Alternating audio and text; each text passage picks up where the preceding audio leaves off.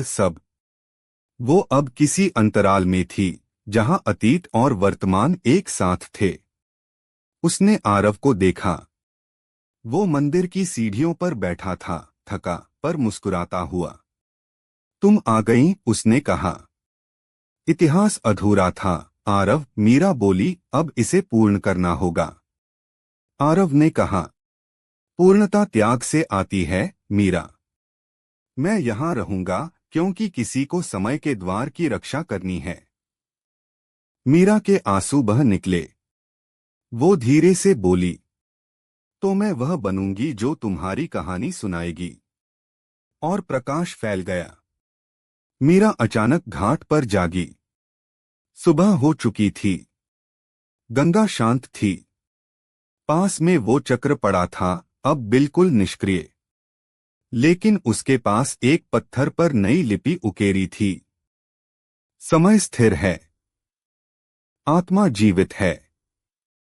मीरा ने आसमान की ओर देखा। गंगा के जल में उसे क्षण भर के लिए आरव का चेहरा झिलमिलाता दिखा, फिर लहरों में विलीन हो गया।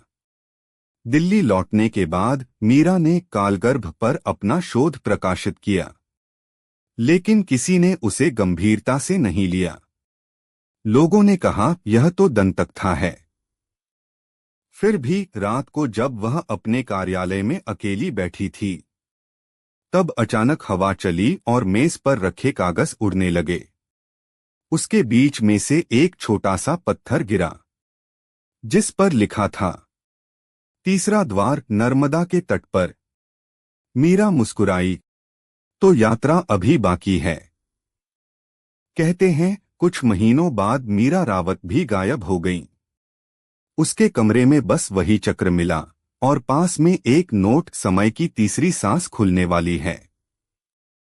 यदि सत्य को जानना चाहो तो अपने भीतर उतर जाओ। वही कालगर्भ है, वही मुक्ति। और उस रात वाराणसी में गंगा का प्रवाह कुछ पल के लिए उल्टा बहा। लोगों ने कहा, यह कोई चमत्कार है।